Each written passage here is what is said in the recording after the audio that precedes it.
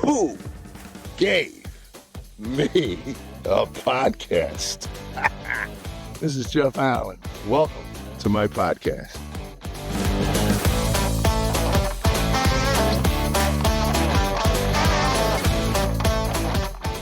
Hey, everybody, this is Jeff Allen on Who Gave Jeff Allen a Podcast? That's still the big $64,000 question. We're going to find you. Whoever gave me this podcast, you're out there. I know there's 6 billion of you. We got to go through all of you. We'll find the one that actually gave me this show. I am on tour. I will be on tour until you guys quit coming out. So, what a great Christmas present to come on out and see a comedy show, especially for the men. You don't have to do any talking. I do all the talking.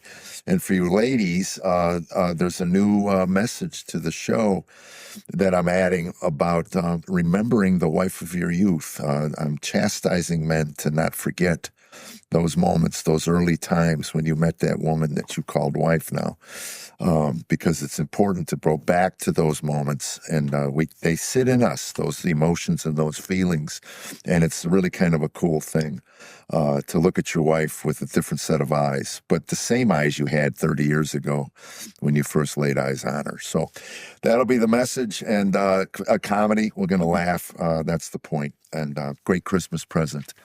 We also have our first sponsor, Nordic Wave Cold Plunge. I've been cold plunging. I bought one personally a month ago. I will tell you this. We will not have any sponsors on this show of products that we don't use first. So, and that we pay for ourselves. I paid for this. I loved it, and we reached out, and Nordic Wave has set up a code. Carolyn will have all that posted in there, and you'll be able to link on it. And I've been weighing whether or not I should do a video because it's shirtless, and I don't really know if anybody wants to see that at 8 in the morning, especially right before you have breakfast. So we've been weighing it out, but trust me, I sit every morning in my little cold plunge, 4 to 6 minutes. It's not for everybody. Please check with your doctor. You know, we have liability issues. Don't jump in a cold plunge, have a heart attack, and drop dead and have your wife sue me because you didn't do your own homework. So I can tell you as a 70-year-old man that, you know, I learned 10 years ago that wellness does not come in a pill. It comes in a different change in lifestyle. And this is a new lifestyle change I'm doing, and it's paying off in spades.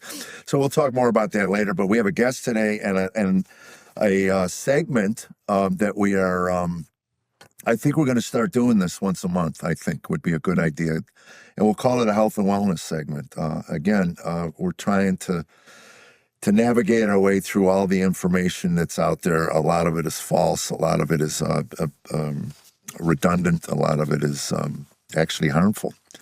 So we're going to have people on who have degrees in this area, and you're not listening to anecdotal stuff from a 70-year-old comedian who has no skill set outside of jabbering. So welcome.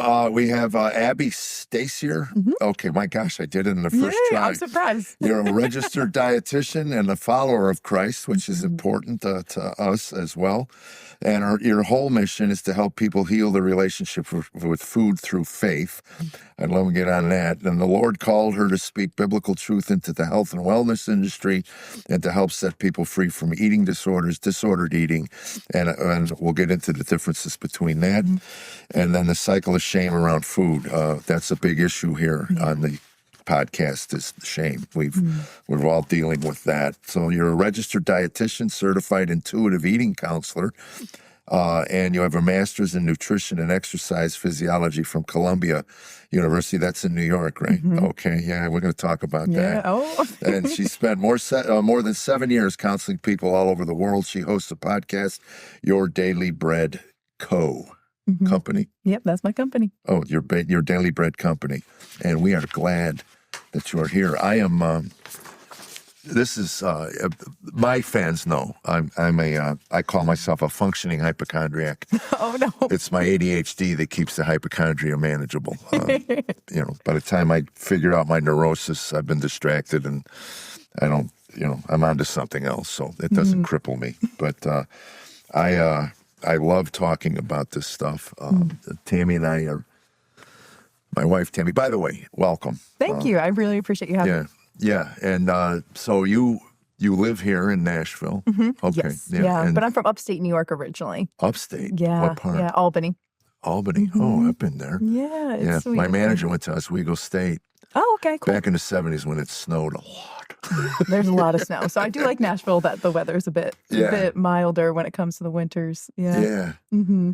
So you grew up in Albany, and when did the most people that I have talked to in my life that get involved in health and wellness had issues themselves and decided, I was at one point I was going to quit comedy and become a counselor. Oh, wow. For alcoholics. And then I saw what it paid.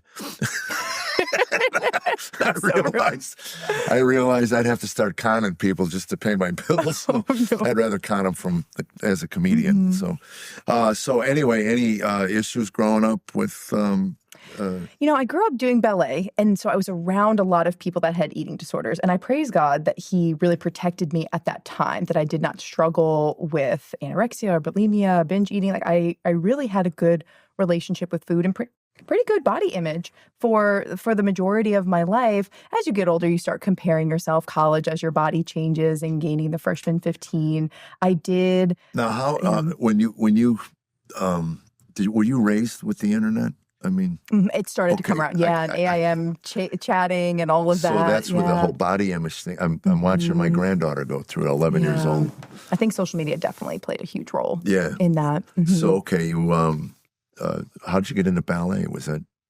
My parents had me in so many different sports. And when I was playing tennis, I was just dancing around the court. And they're like, okay, we got to get her dancing. Oh, okay. Yeah.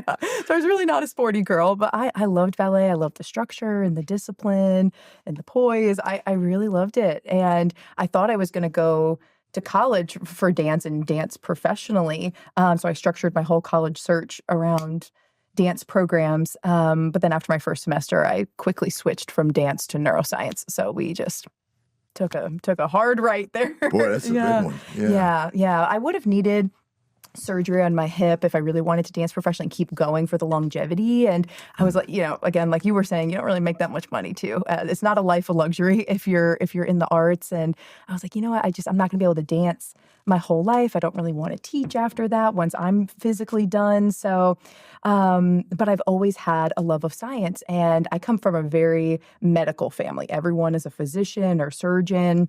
Okay. And so I was like, you know what?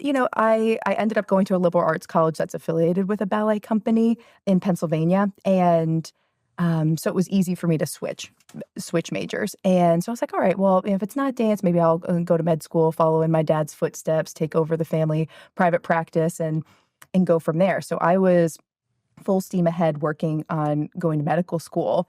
And the first encounter that I had with the Holy Spirit it ended with the Lord telling me, do not go to med school. And I knew in my spirit, and I didn't have the language for the Holy Spirit at the time. I grew up Catholic, and I wasn't reading the Bible. I was going to church, but I just didn't have the language for all of that. But now that I know what I know that was the Holy Spirit really telling me not to go to med school. And at that point, I'm like, well, okay, if it's not med school, what is it? I do enjoy health and wellness. What else is out there? In my family, it was very MD or nothing. So let me ask your family's theory on chiropractic, because most doctors I've met, they think it's quack science. I have been to a chiropractor once, and my dad was like, I need to speak to this person. He literally spoke to the doctor on the phone, and I had kink in my neck, and I could not move. And so I ended up going for a few sessions, and I worked out my issue. But my dad was very skeptical. Absolutely. Yeah. And I get skeptical and I too. rave about chiropractic. I mean, my chiropractor told me if it wasn't for golfers, he'd be out of business. That's so real. So it's I used one for years, and I've gotten away from it, and I've been thinking about going back just because for the first time in years, my back is starting to act up again. So I had, for people my age to not have back issues, I think a lot of it was the regular chiropractic care of and I think it can be super valuable for that. What I see with chiropractors is personally think it's in their scope of practice to be giving nutrition advice. Right. Also, I think that they make a lot of claims that, because my sister took one. And again, I don't want this to be about chiropractic care. Right. Yeah, no shade. But they claim that they can cure his asthma, Oh, wow. And I thought, I said, even if it's placebo and it works, All right. God bless, Get some relief. but they realized at some point, my sister realized that it wasn't working. And I thought, well, yeah, it's not going to cure your asthma. your asthma. So, but anyway, it's just interesting to me because I do know that there's some I've met doctors that have an animus. Yeah. I mean, they're like, triggered when you mention, I love my chiropractor. So, coming from a medical family, I was just curious about that. So, anyway, you have siblings? Yes, I have an older brother and a younger sister. They in the field? No, they're not. Yeah, they're not. I'm the only one that really pursued health and wellness. But my sister, she's an engineer. She's a chemical engineer. And she's amazing. These genes, I'm telling you, man. Yeah, it's funny. My wife and I barely got through high school. So neither one of our boys really went to college. And I remember telling my manager that one day. I go, I wish, and he goes, that's on you. As parents, there was never a question about my sons going to college. It was from the time they started. This is, you go to school and then you stop when you're done with your college degree. I definitely grew up like that too. Yeah. So that's important for parents to be involved in their children's. You can kind of steer them into directions, put things in front of them, and find where their interests lie. So ballet was something, and then you outgrew it. It wasn't something that that was forced upon you. And I've talked to people who were forced into medical school by their parents, and they were resentful.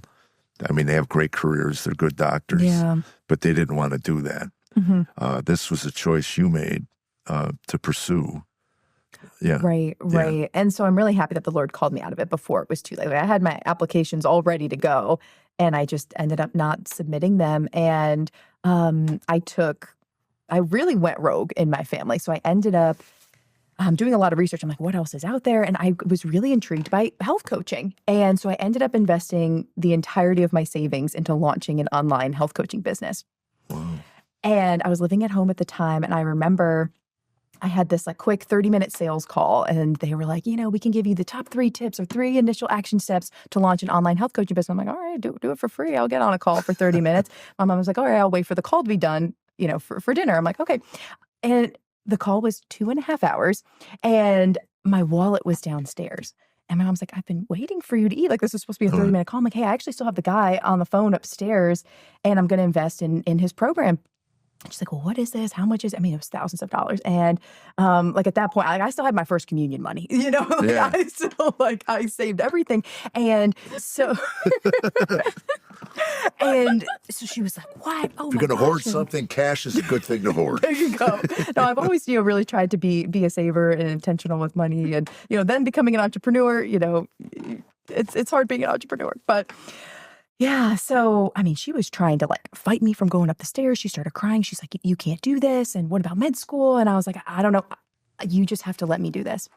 And it was that same feeling that I felt when I knew med school wasn't right. I just felt in my spirit. It was so obvious. And so I said yes. And everyone at home was like, whoa, what's going on? What's going on with Abbie? It was people my mom wasn't talking to me. My sister wasn't talking to me. She was at home at the time. Everyone was really mad and confused. They're like, you're going to med school. You had a path. You had a plan your whole life. What is going on? What are you doing? And I was like, guys, just give me 30 days. I'll make my investment back. Just give me 30 days. I did everything this coach said. I didn't know anything about sales, but he gave me the sales script and he told me what to post on social media. I followed everything to the letter. And we more than doubled the initial investment in 3 weeks. Really? It was insane. So that's when my business took off, and it just spiraled out of control. It's always been online. I've been using Zoom before Zoom was cool because it's all pre-pandemic. And but the thing was, I really wasn't coaching with any health credentials. I was just coaching based on things I was finding online, based on my own experience. And it was very much in the thick of diet culture. Like I was the coach at the time that was mailing tape measures to clients to, weigh themselves weekly, measure themselves weekly, tracking their macros religiously, giving them super intense workout plans.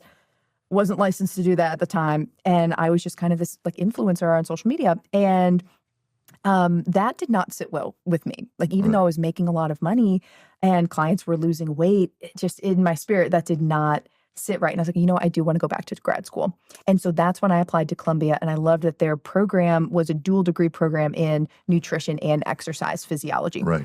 And so I love that. Well, the two go hand in hand. They really do. And that's really what my clients were needing. The classic line is you cannot outwork a bad diet. Yeah. You just can't. No, you can't. You really do need that. Like you could be doing the perfect workout plan in the world, but you're probably not going to see results or sustainable results if you're not eating well. So yeah, I was like, my clients need that. All right, let me get some actual credentials.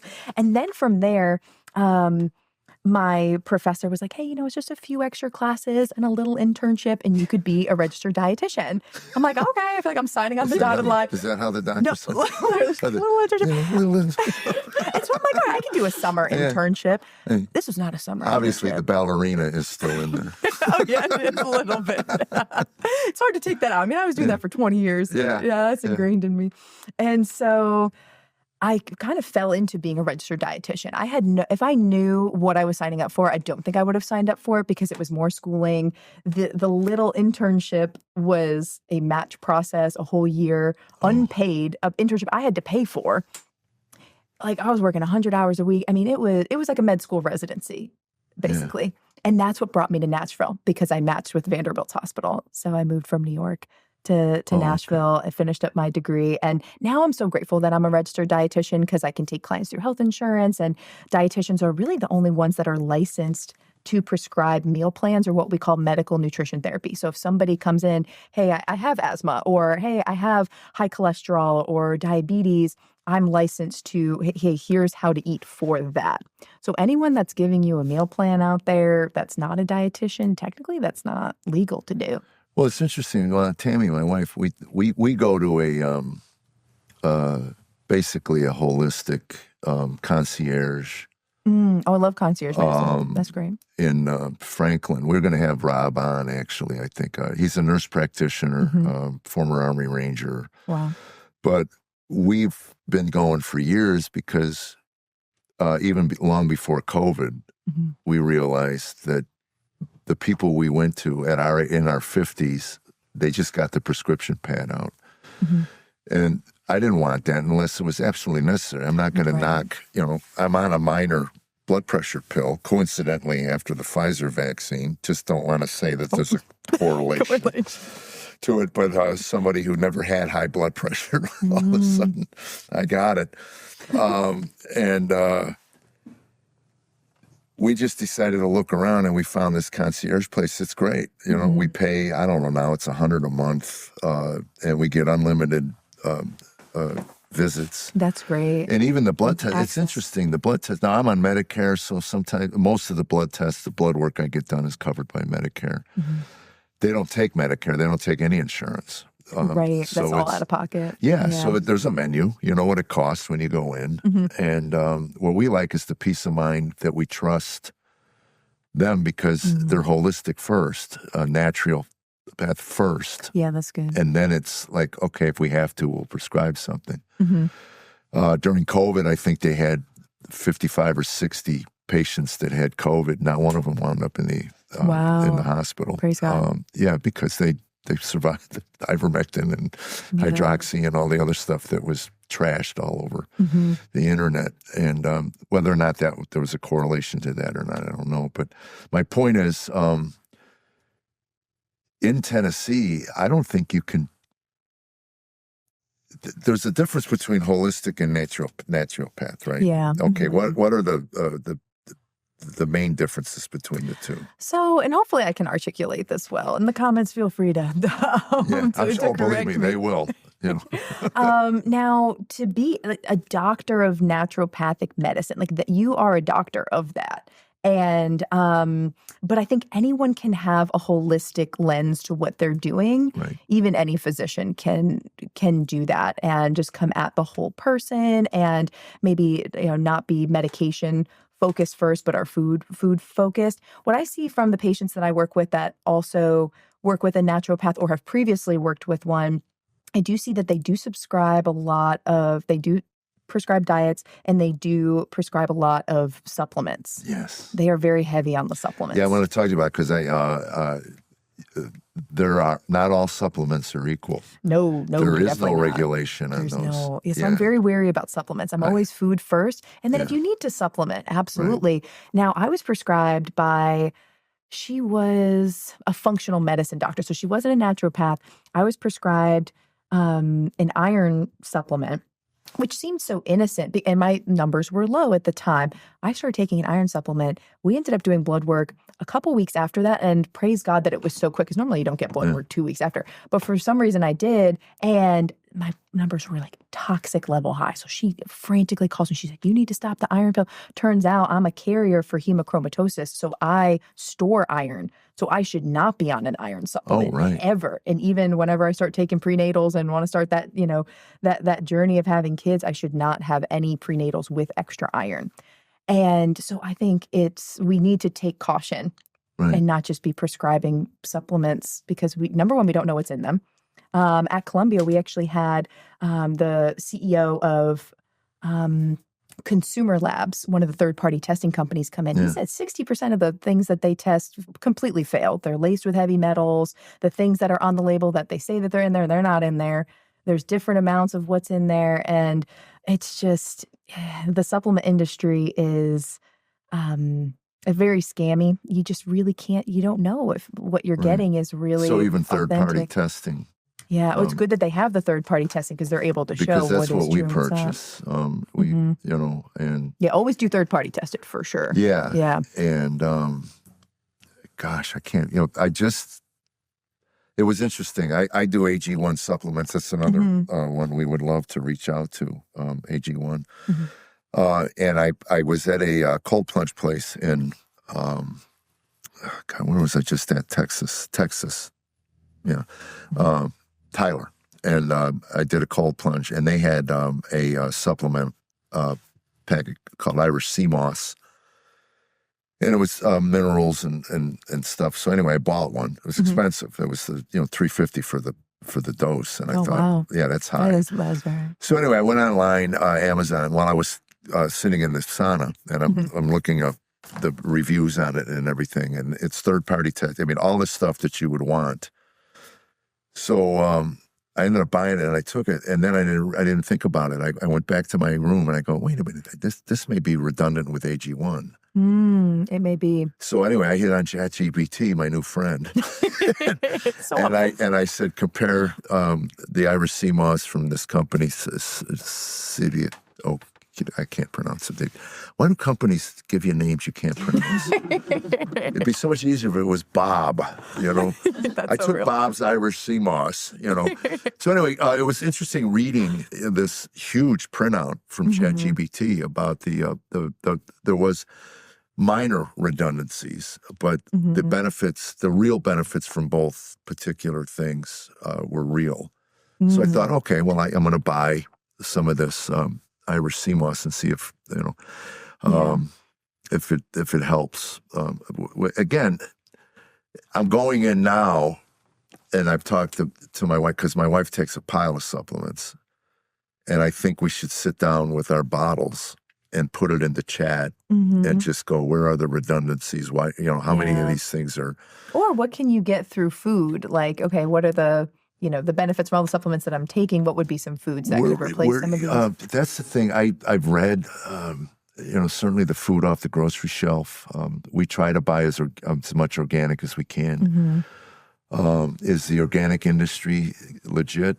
I think it depends. I know that the Environmental Working Group, which people have issues with them, but they put out their Clean 15 and the Dirty Dozen list every year where they say, here are the things that are clean, you don't need to buy organic. And then here are the things like the Dirty Dozen that you should invest and buy organic. Yeah. So I think it depends on the thing, but I don't think everything has to necessarily be organic. Yeah, okay. Yeah. And what is that company? The EWG, the Environmental Working Group. Oh, okay. They put out that list. So that's been helpful for clients. Now. And Environmental working group. Okay, we'll look that up. Mm-hmm. My wife gardens, so we that's great. most of the stuff we eat It's fresh. is fresh, comes out of there. Mm-hmm. And now the winter's coming. She's getting her garden ready for the first time to plant winter vegetables. Nice. So your company, your Daily Bread, Mm-hmm. is it? You're not selling food directly. No, I just do nutrition counseling. Counseling. Yeah. Okay. It would be cool to maybe do something like that someday. Yeah. I was at a dietitian conference in downtown Nashville a couple weeks ago, and people thought I was selling bread at my table. And I said no. They're like, "Where's the bread?" I'm like, "Sorry, I don't make my own sourdough yet." But No, maybe. the key is to say we are sold out. Oh, hey, okay, that's good. I like that. Just keep saying that, and then eventually you'll have bread at the table. There you go. I had those little communion cups. It was really sweet. So you go into Colombia as a Christian, or Yeah. How did that work out? You know, I wasn't. Where I'm at with were the you Lord open? Because now. obviously now you're out of the closet. Yeah, no, I'm fully for the Lord. Yeah. At the time, I was going to Catholic Mass every week, and I didn't become. I go to a non-denominational church now, and I don't consider myself Catholic anymore. But at the time when I was at Columbia, I was, and so living in New York, it's totally different. I mean, it's it exposed you to so many people and different socioeconomic statuses, and I was very everything going on with the SNAP program. Like we had to follow. They called it the SNAP diet when we were in grad school. I barely survived. I barely survived. They said for our school project, we had to live on the SNAP budget. We had $30 for 2 weeks. Wow. To live in Manhattan. Yeah, and living in Manhattan, and that's all that we could eat. And it was a challenge to figure out, okay, what can I eat? Relying a lot on beans and eggs, and I got a thing of peanut butter, but that was $7. I'm like, oh boy. So that was a lot of my budget there. And so it's eye-opening though, isn't it? Really eye-opening. And so I didn't last the full 2 weeks, unfortunately. It was very challenging. So I have a lot of empathy for what everyone's going through now. And I think, and I was living in Manhattan at the time of, George Floyd and COVID and everything. So there was just a lot going on, cheering in the streets, when Joe Biden was elected, and, election day, everyone's kind of boarding up. There was a lot of fear.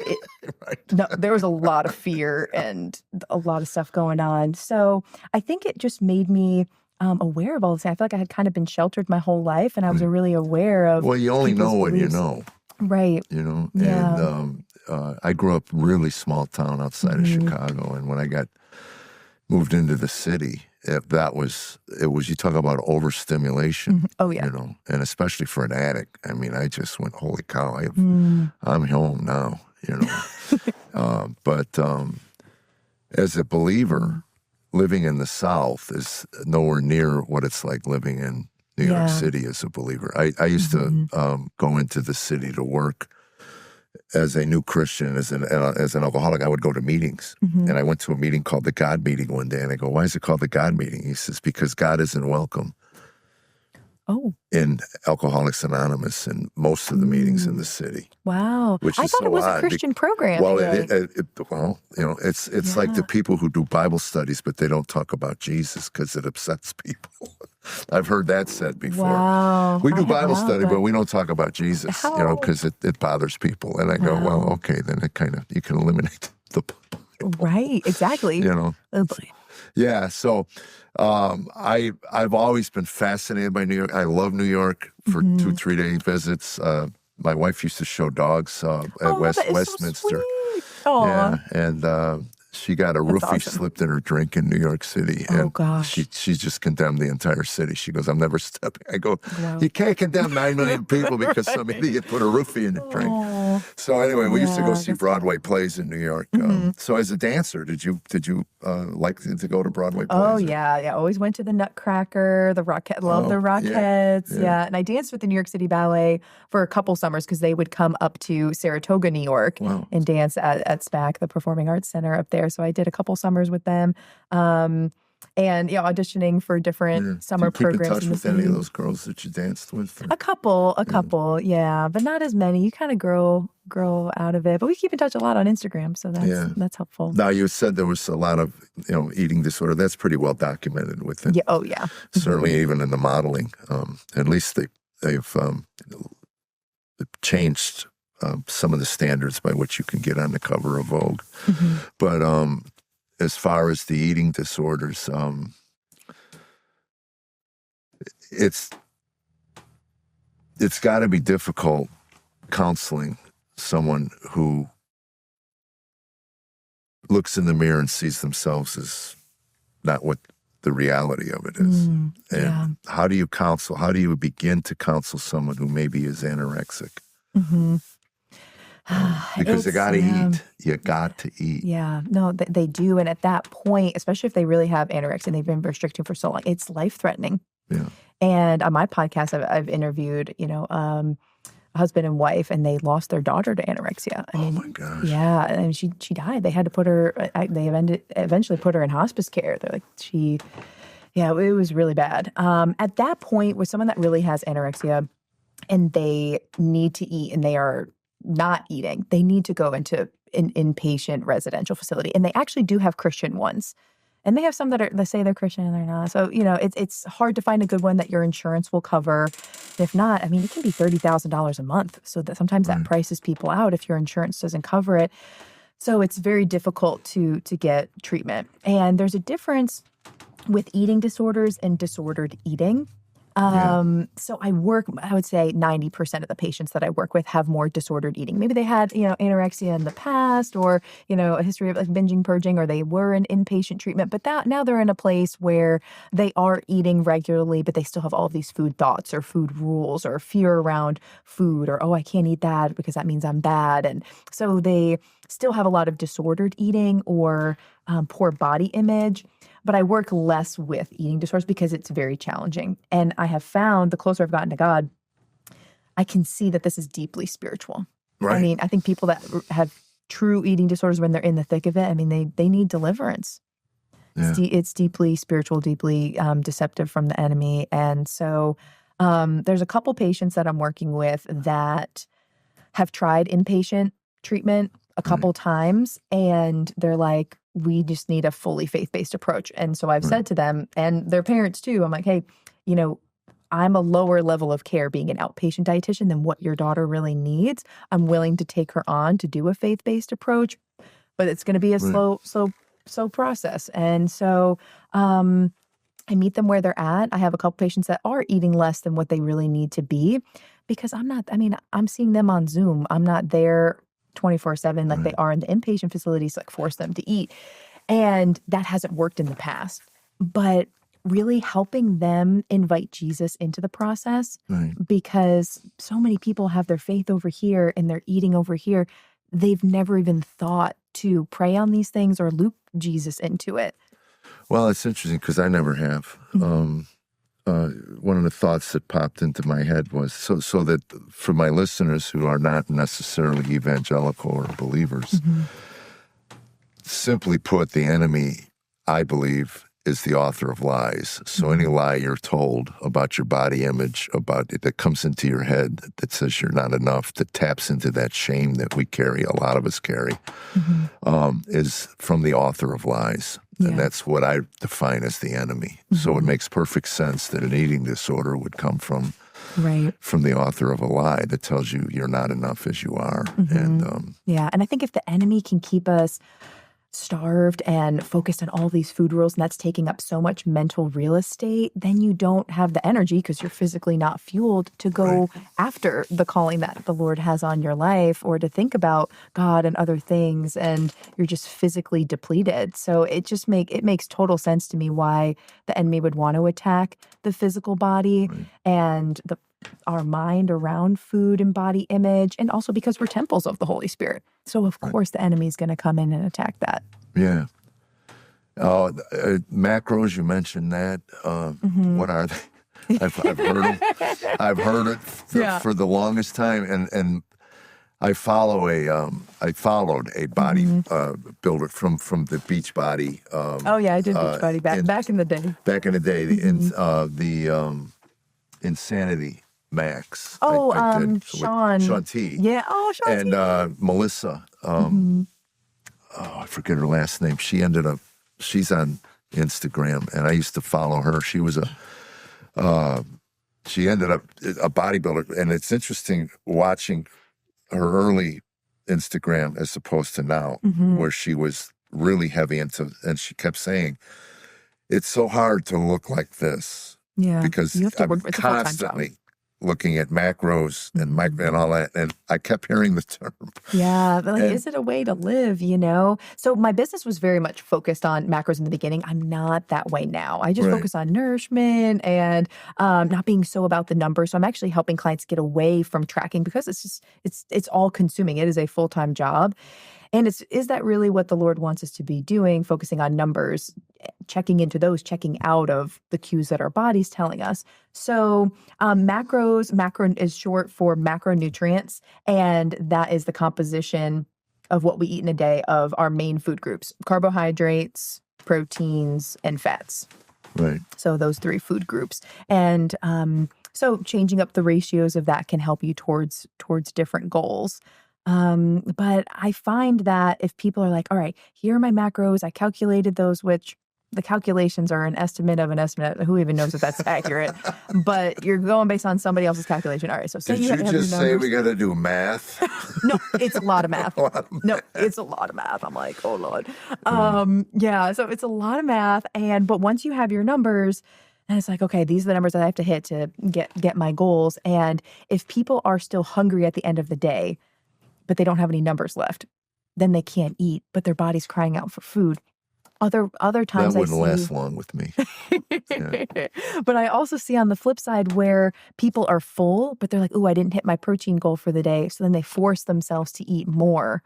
And it's just we're teaching ourselves to override what our bodies are telling us. Well, that's interesting you said it, because growing up with our kids, gosh, it was so weird. I became an instant father. I met my wife. She had a 2-year-old. Oh. And I was raised, you clean your plate, you get your dessert. So Yeah, anyway, don't recommend that. Yeah.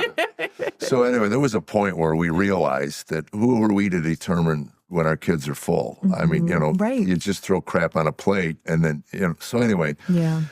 One night we were watching my oldest trying to shove food in his mouth. I could see he was just, and I said, "What are you doing?" And he said, "I want dessert. I want to finish." And I looked at him, I said, "We didn't mention there was a rule change." Wow. You tell us when you're full. Yeah. Yeah. That's good. But it was,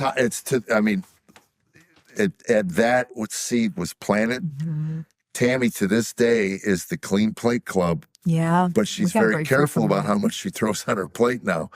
Because she, and after 30 some years of marriage, I finally have watched her take like a steak. She doesn't finish the whole thing now. She'll wrap it up and eat it the next day. Yeah. That's new.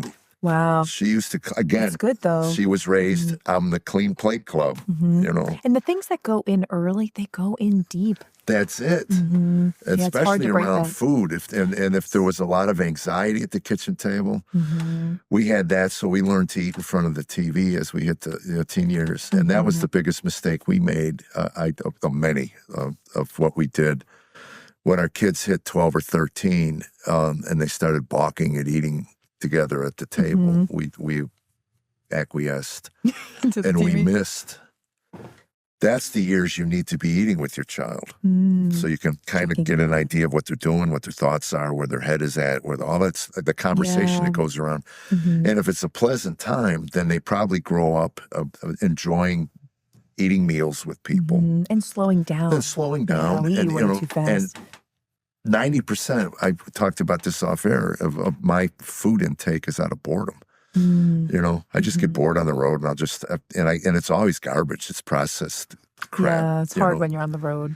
Well, I hear that, but you know what? I have time. I mean, it really, and I've always thought that a book I'd love to put together is How to Eat Well on the Road. While you're out there. Because you can prep snacks, and even at the rest stops now, I mean, you could get, instead of a bag of chips, you could get a protein bar. You could get, a thing of trail mix or something like that. Yeah, Tammy started making me things for the That's good to for prep the snacks airport. for. Yeah, That's good. And you can bring a lot through TSA. People think Yeah. that they can't, but you can bring Oh, food yeah, through. I do. That's good. I don't know if you heard of things like Aussie Bites. Anyway, they have a bunch of things in it. It's really healthy. All right. And Tammy can make those. She goes, I can make these. My wife is she's a world-class baker. Wow. I should be 700 pounds. I really should be. But she'll do, like, she just made yogurt. Wow. Okay, And cool. we had all these blackberries that were in our garden. And we froze them up, gallons of them. And I go, I'm going to eat these. So, well, I'll make some yogurt. We'll throw it in. We'll put some granola I in like there. that. That's awesome. So that's, again, for every one of those, we eat like 2 Larry's and Lenny's cookies. Balance, Some garbage. So if anybody listening has a child with possibly an eating disorder, what's the first step? Especially a comfort eater. How do you get a kid off of processed? If you raised your kid on Cheetos and on Doritos and on this, and then you kind of have an epiphany going, look, this is killing my kid. Yeah. We're setting them up for all of, hypertension, diabetes, all this stuff. It's hard for a parent. The kid will eat eventually. I mean, that's kind of what I thought. I thought, well, you're the adult. Take it away and put a healthy option in front of them. Right. And at some point, when all the crying and the moaning and the screaming and the thing, their body will at least eat it, right? Now, I have a grandson, I believe, is on the spectrum. And I understand texture. That makes sense to me because I wouldn't want to eat earthworms. Yeah, people do. Do have texture sensitivities. Well, that's the point. Sure. Yeah. So what is the? Boy, I wish I could. In my brain, I'm 70. Well, what is the starting point? First of all, for recognizing. We made a mistake, like with us. We realized that, you tell us when you're full. Yeah. All right, we've been giving the kids all this processed garbage, and look, he's 9 years old or 10 years old. He's 25 pounds overweight. This isn't getting any better. Without telling the kid you're going on a diet, we're just going to change your diet because, again, you're the adult. You should. Right.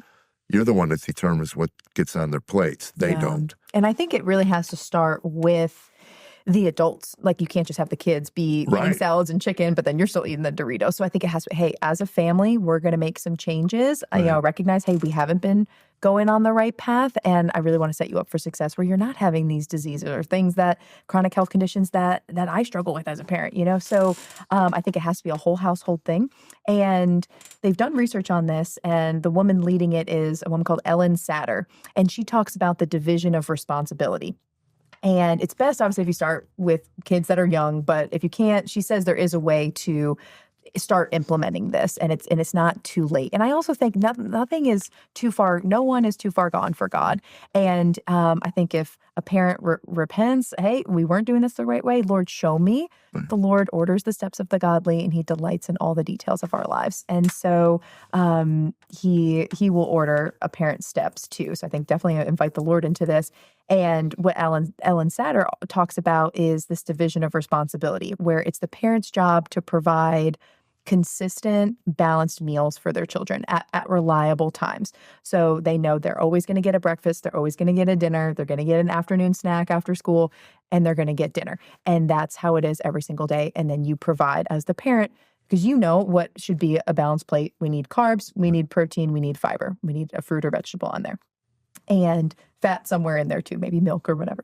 And so the parent's job is to do that. Now it's the child's job to choose if they are going to eat and how much, or if they're going to eat at all. Right. And we have to put that on the child. Like, we don't want to be forcing the child to eat. And we are born intuitive eaters. And so we have those skills within us, and it might take some time to build that trust back with our bodies. And if that's been overridden for so long, it might take a child's palate a bit to change to start to like foods that are more nutrient dense if they've been used to the processed things. They Right. say to get an acquired taste, it's about 9 to 13 times that someone has to try something to start to get that acquired taste. So it's the same with children. So just repeated exposure is helpful. They also recommend in that process always leaving something on the table that they would like. Like if a child's like, I'm not going to eat this broccoli and throws the plate down, at least have bread on the table if they will eat bread or something Right. like that. I also think a parent could start with, adding some other nutrient dense things, but still keeping something that the child would eat, if that's chicken nuggets. So at least they're getting something. But if a child says, I'm not eating any of this, and they go to bed hungry, like there's only so many nights they're going to go to bed hungry before they start at least trying something. If it's like, hey, this is what we're offering now. Right. And I think explaining the why behind it and saying, hey, this is a whole family decision. It's not just something that we're doing for you. Yeah, absolutely. It is wouldn't be helpful. good for Yeah. you to put broccoli on a plate and you got a nice slice of cheesecake. Yeah. No, Well, exactly. Well, because I've seen you may that be with able to get patients away I with it work with a 5-year-old. No, this is Yeah. cheese. Like I have one patient where she was on a lower calorie diet. She was the one that had to sign up for Weight Watchers at 10 years old, but everybody else in the family, didn't See, have to go. So then that separates you from the group. Yeah, she told me she had to do sit-ups and push-ups before bed, but everybody else could just go to bed and start reading their bedtime stories, but she had to do sit-ups. I mean, she's 10 years old. And yeah, with her other siblings not doing that. So I think it has to be a whole family collective thing and just a culture of wellness. And I think it's good for children to see parents that are like, hey, I didn't get this right. I'm learning as a parent too. And Right. we're gonna work to be better, and we're gonna do it together. Yeah, that's kind of the way I would have done it. Would have sat down and said family meeting, and we really screwed up. Yeah. You yeah. know? So we're going to do the best we can, and Right. we'll make mistakes, we'll stumble along the way, and then I think that dessert. I used to say this was my mantra: dessert is not a staple. Right. It It's should a be a treat. treat. Yes, It should exactly. be something you look forward to. But if it's every day, then it's not special. Right. And I always thought that going out for ice cream should be a special family thing, and so we didn't have ice cream in the house that they knew of. That's so real. Yeah, I used to do a joke about how we hide brownies and muffins at our nightstand next to the bed. Kids thought we were doing something else when we closed the door, but Oh, that's we were under the covers eating brownies and laughing at them. So it's oh my goodness. but in your, is it a practice? Or you're an entrepreneur. It's a business. Yeah. Online private practice. Yeah, you have private practice. Mhm. Oh, Yeah, I have an LLC and I do all the counseling now. I'm looking to hire some other dietitians that could work for me and start to take some clients for me because I see a lot of patients and it's a lot each week. So I'm looking to have other dietitians to eventually do the counseling for me. yeah. And then because where my heart is, I love managing people and leading teams. So I would love to pour into dietitians and lead the team, but have them do the counseling. Oh, okay. Yeah, but I'm doing all of that right now and it's great. Yeah, and you're getting married. Yes. Yes. Yep. In And, May 2026. Rumor has it he's a beast. He's wonderful. Yeah, he's wonderful. We met in Nashville. We met at a Bible study, actually. It just would shock me that a dietitian would go out with a slovenly, lazy. He's far from so he's that. probably. I was going to say he's probably. But I've really helped him with his relationship with food. I mean, he has said, he's like, I have never eaten so well I love in my that entire life. relationship with food. Yes. Yeah. Yes. Because he used to eat, and I don't think he would mind me saying this, almost mindlessly, or eat to cope, or eat when he was bored, or, always want a sweet treat after dinner, and just wasn't really thinking about it, and always clearing his plate, not really thinking about it. So now he's been more intentional about his intake and focusing on, okay, not what am I not allowed to have, what's not on my plate, but what can I add to my plate that would be beneficial?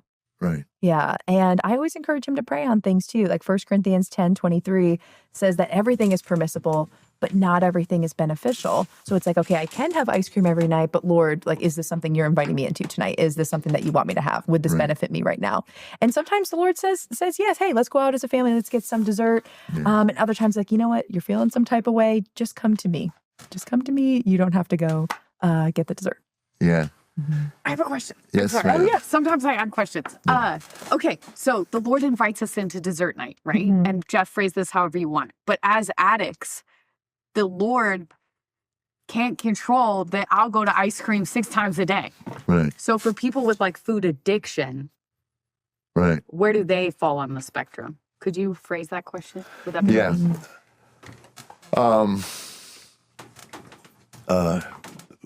What was you said? Like inviting Jesus Inviting in Jesus into. So, okay.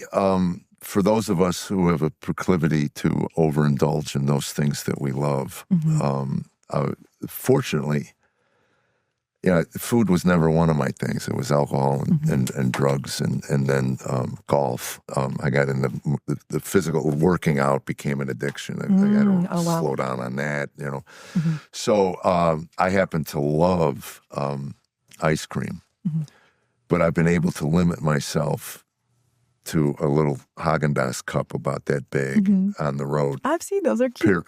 Periodically.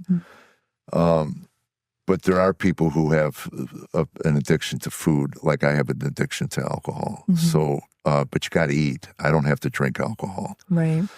So how do they begin, first of all, to recognize that you have an issue? Is it a specific... It's funny, nobody overdoses on broccoli if you have an eating disorder. Real. But that's the point. I mean, it's so interesting, which is why I believe it's from the enemy. Because if it was from God, at least he'd give you, the desire to chew on something that nourished your body and made it function better. Yeah. So here you are, you're an addict, and you want to be able to at least reward yourself, and that is a reward. How do they go about it? I mean, again, it's foreign to me. I mean, I'm not one to talk on Totally. it, but I'm sure you have clients that are in that food addicts. position. Yeah. And, I struggle with the term food addict because, like you said, you need food. You don't need alcohol. Can you actually be addicted to something that your body physically needs? I don't know. But I do agree that you can overindulge and have a disordered relationship with it. Use food to cope when you're not actually physically hungry. And so in that case, I always start with patients. We have to get to a place where you are fueling yourself enough throughout the day. So many people are restricting all day, and then they're so hungry and they're exhausted from their day. Well, they'll start this intermittent fasting thing with I have no knowledge of what that is. Yeah. Because Tammy and I did it recently, and I almost stabbed her with an ice pick. I said, I don't think this is working out for me. Yeah. I think when my blood sugar drops, I said, exactly. And that's when you crave the worst things. Well, that's it. I'll start shoving. I did that. I was doing low carb years ago. So I was eating 8-10 chicken breasts a day. I'd go to McDonald's and I'd buy 2 and take the bread off and eat the bread. So anyway, I lost a lot. And the fist was the portion size. Right. That's the what they whole fist recommend. size. And I got down to my marriage weight is what I call it, 185. Oh, no. I got down to my marriage weight, 185. And I looked good. I really felt good at times, But anyway, I was at McDonald's one day, and some kid, I walked up and ordered, and he goes, "You always cut in front of people?" I turned, I almost choked him to death. Oh, Lord. I came this close to just grabbing around the throat and banging his head. And I called my wife. I said, "I'm off the diet." I said, "I'm not going to jail because I want to keep my fat intake down or my." And aren't they starting to link things with Alzheimer's to low fat?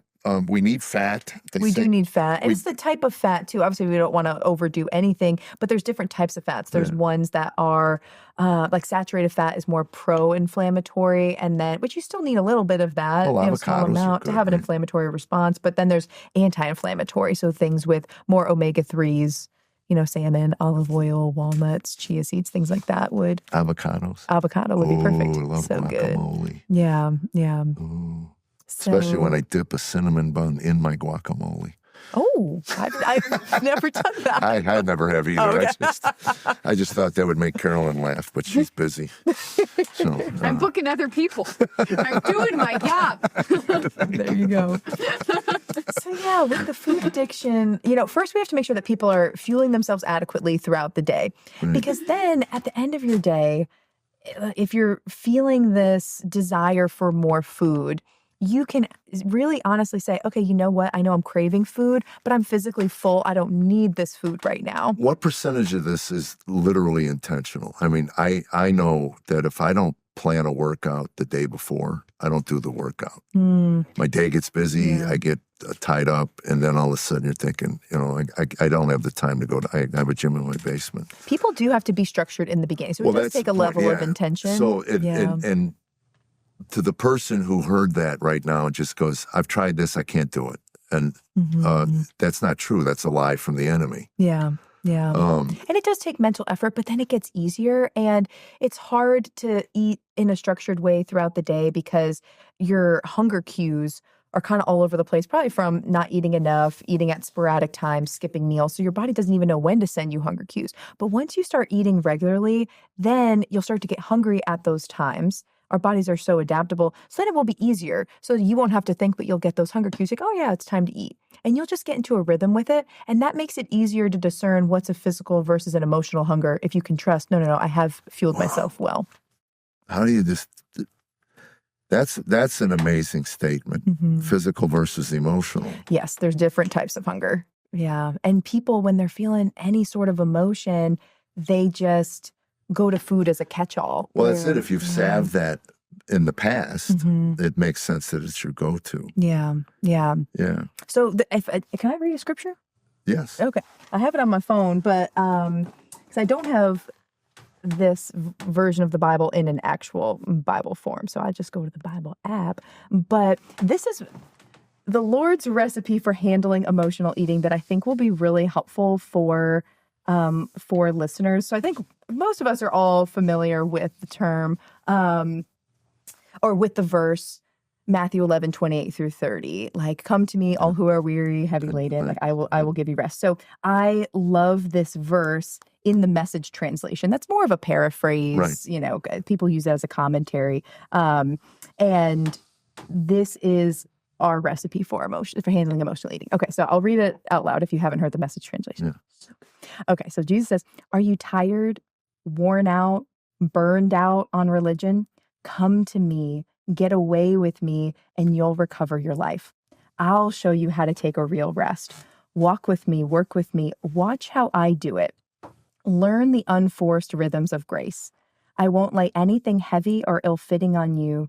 Keep company with me, and you'll learn to live freely and lightly. So my spiritual director, the Lord had outlined for her these 4 steps and how the scripture has 4 steps. And as soon as she told me that, I was like, oh, this is how we handle emotional eating. And she was like, well, I wasn't talking about that. I was like, oh, but that's where my mind is going. So I'm like, oh, it's food, food, food.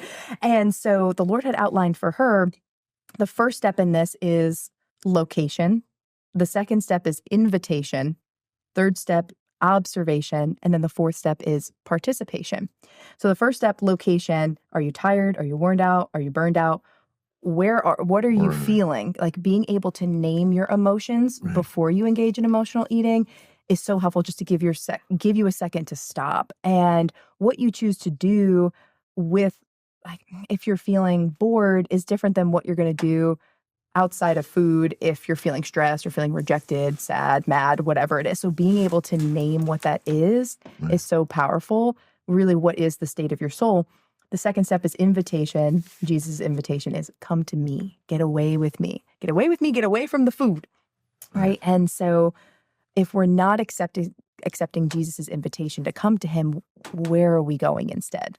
Are we going to food? Are we doom scrolling on social media? Are we shopping? Are we going to alcohol? Are we going to cigarettes? Where are we going if it's not with God? Because his promise is, you'll recover your life.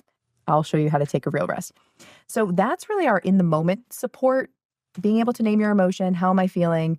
find some way to connect with God. And that can look different for everyone. It might be journaling. It might But be that's where listening the to worship intention song. comes from. You Yes. have to be really intentional. You have to be intentional and pause. What's going on here? Yeah. And then the third and fourth step, observation, participation, we want to observe Jesus's rhythms and then partner with him so that we're offloading our emotions to him throughout the day. And you have rhythms with God. You're abiding in him. You're doing life with him so that those emotions aren't coming to a head as often. Because Jesus actually had the opportunity to emotionally eat, and he chose not to. And we see this outlined in the Last Supper. And we know that when he was in the Garden of Gethsemane, that Right. it was like he was sweating blood. He was so distressed about going to the cross, and he handled those emotions with God. But right before that, he was eating at the Last Supper. If he was really feeling, some type of way, which we know in the garden he could have taken it out on the food. But we see him take the bread, he breaks it, he blesses it, and he gets in godly community. He fuels himself adequately, but he's not eating until he's stuffed. He's not taking out his emotions on the food, but he fuels himself, and then he goes to the garden to handle his emotions with God away from the food. Wow. That's so well said. There was a verse in there in the message about grace. Read that again. Learn the unforced rhythms of grace. Unforced rhythms of grace. Yeah. That is true. Grace is not forced. Up in adulthood, and they don't even remember when all of that started. Yeah. You know. A lot of things are caught, not taught. And it's just like, hey, this is how it was done in our family. This Well, is just I how I've know. always eaten. I've watched Yeah. parents do it at church. Kid starts crying, they go over, grab him a donut, and they give it to him. Oh, Lord. You know? So there's the association. You know, Yeah. I'm sad, I'm hurt. I mean, that's you gonna know, be comfort. they made fun of me, they picked on me. You know, well, oh Wow. here, have this, and then you'll feel better. So that's I can get that. So where you have well, we're not going to talk about the book. You have a book coming out, but we'll bring it back when the book comes All out, right, that so sounds that good. but people can find you where? Yes, I'm mainly on Instagram and TikTok. Oh, good for At you. Abbie.Stasior, soon to be Abbie.Fry once I get married in May. And I do have a podcast on Apple Podcasts and Spotify, Your Daily Bread Podcast. New episodes every Wednesday. Well, hold on. We're going to stir up some stuff here. How do you feel about trad wives? Oh Lord. Let's get the algorithms going here. Because I married a trad wife. Yeah. She's as busy. She's busier than any human being I've ever met. Yeah. But she takes such pride in keeping a home and doing this. I mean, she crochets. She wants to teach our grandchildren all that's this so stuff. sweet. She learned everything from her grandmother. So I married one, and I watched her apologize on our entire marriage for being just. Oh, no, there's so much work in that. There's Well, so I much pride know. in that. And then she showed dogs. My God, she'd haul 12 dogs around every no, weekend. there's It's real work. A lot of work. Yeah, no, it Yeah, really is. And and she's stewarding a A lot garden. of poop and scooping, I'll tell you that. A lot of poop scooping. I'm sure. Those dogs, what goes in comes out 10 times. Oh, Lord. Yikes. If we could figure out how to manufacture food the way a dog manufactures waste, we would have plenty of food for the world. You know? 40% of food is wasted. And I think if we just had better systems of getting that out to people, Yeah. I mean, I just don't think we would struggle with people being hungry, and unfortunately, everything that's going on with SNAP right now, it is really unfortunate. And I just pray that the church rises up because it was never God's Ours is, intention. yeah. And mine is too, praise God. It's just sad that it's taken this much for the church to stand up because I do think that it wasn't the government's job, and I don't think that's what God intended to do all of this. Thank you. And also with the environment. Yeah. Genesis 1:1, in the beginning, God created, and he made us stewards. So how did we get on the wrong side of that? Yeah. And I'm not talking about, anyway, I don't want to, let's stir it up again. Yeah. But yeah, as the church, we are stewards, and that includes God's creation. And that doesn't mean that just because you believe or don't believe what I believe, we are called. And that's steward the the earth, biggest, we ceded all the ground to the new age. People don't have any idea what the caste system is, where the new age came from. We think karma is just, I got a good parking place. Oh, that's so nifty. But when it's practiced, you see a guy laying in his own waste on the street. Karma tells you that you can't help him because he's paying for past sins, and you're not going to mess with his current life, so he has another life when he comes back. I mean, it's sad. That's really sad. Where Christianity says, I see a guy in the gutter. It's my obligation to pick him up and help when I can and do what I can. Yeah. So I think you're it's really right. on I'm us to- hoping the church is certainly in a position, absolutely. especially in Franklin and Williamson County, to 100%. to staff. We do work with Grace Works out of Franklin, and the Bridge Ministry is one of my. Oh, I love the bridge. That's great. Yeah, our small group goes once every month or so to help out. But the bridge is great. They do a lot of good work. But I personally tithe to the bridge. I'm very good friends with Candy. We're going to have her on the show. Oh, good. But I know Candy's story, and it's quite powerful. Okay, I look forward to hearing that. They're already preparing for the shortage, so the donations are increasing. Thank heaven. Yeah. So I just hope that this continues, because I think it was really God's intention to use the church. For this.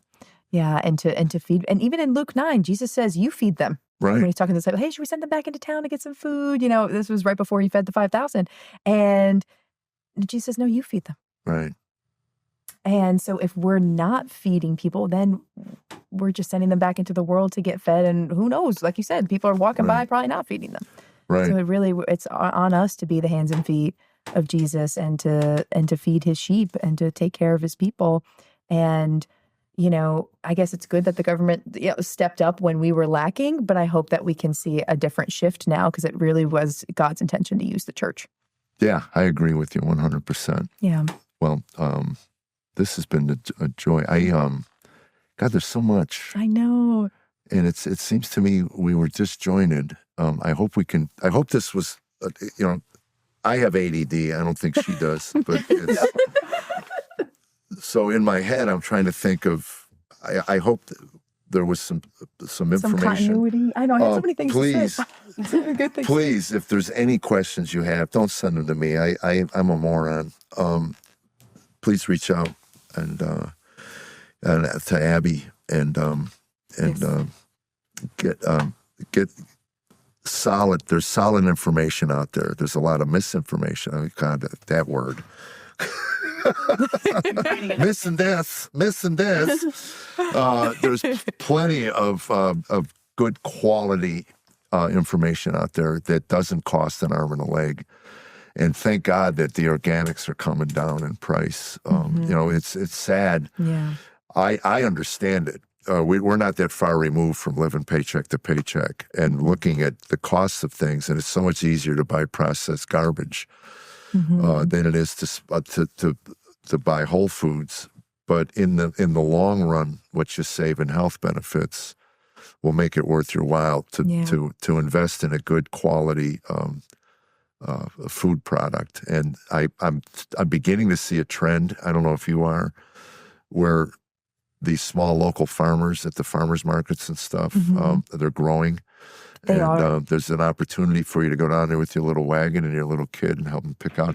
When we were in Italy, it was the coolest thing, going into the markets and watching the neighborhood come down and shop for their groceries, and it was all fresh, farm fresh. Tammy and I said, "Gosh, we would do this if it was available." The farmers markets here are one day a week, but there's a good reason to deal with the uncomfortableness if you're far down the road with processed foods with your kids, because we did it with our own. It was difficult. It was so difficult. We fed them trash. But you're a good example that things can turn around. One other tip that I learned at a dietitian conference that has been so helpful, and I've said this to other moms that I work with, and they've loved it and have seen success with it themselves, is to start changing how you label food. Instead of saying, oh, this is good, this is bad, this is healthy or unhealthy, to start labeling foods neutrally for kids. Like, I want ice cream. If you say, okay, it sounds like you want something that's soft and sweet. We don't have ice cream right now, but we have a banana that's also soft and sweet. Yeah, and a rotten avocado. Right. But that gets them thinking, like, okay, what are you actually craving? Or like, I want chips. Right. Okay, sounds like you want something that's salty and crunchy. You know, why don't we have, roasted chickpeas or something? And I'm not saying that there's never a place for chips, but I also think that you could have the chips. Hey, let's add something to that would add some protein or fiber. If you want something crunchy, maybe we, also have some baby carrots with your chips. Like there's ways to do it where you're taking an additive approach. But I also think getting kids to think critically, okay, I say that I want chips. What is it that I really do want? Do I want something that's salty and crunchy? Can I have something else? Not just kids, I think adults. Yeah. Oh, totally. Yeah. Everyone. Yeah.